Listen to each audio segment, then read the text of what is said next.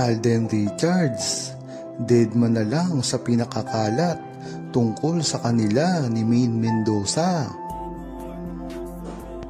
Mas tumindi pa nga lalo ang mga nambabash kay Maine Mendoza at Alden Richards, lalong-lalo na sa pangyayari na naganap noong birthday ni Maine Mendoza. Ngunit marami na rin kasi ang mga bali-balita na kung bakit hindi alam mismo ni Maine Mendoza ang pagpunta ni Aljo Atayde sa Itbulaga, at may nagsasabi rin na sa gabing selebrasyon ng birthday ni Maine Mendoza ay agad umalis si Aljo Atayde. Ito ba ang senyales na mayroong problema si Aljo at Maine bilang magkaibigan?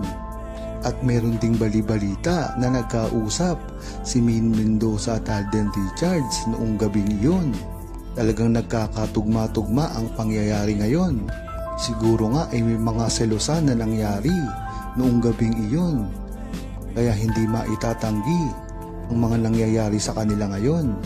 Ang mahirap dito ay hindi na alam ito ng mga Armin at ng mga Aldab Nation, kaya wala silang magagawa kung hindi basahin lamang ang sitwasyon na ginagalawan ngayon ni Alden Richards at Maine Mendoza.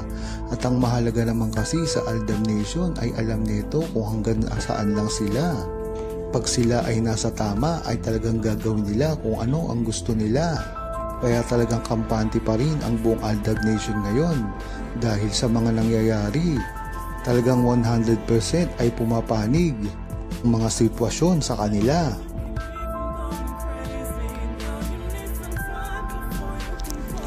Huwag kalimutang mag-subscribe, comment at i-like ang video na ito.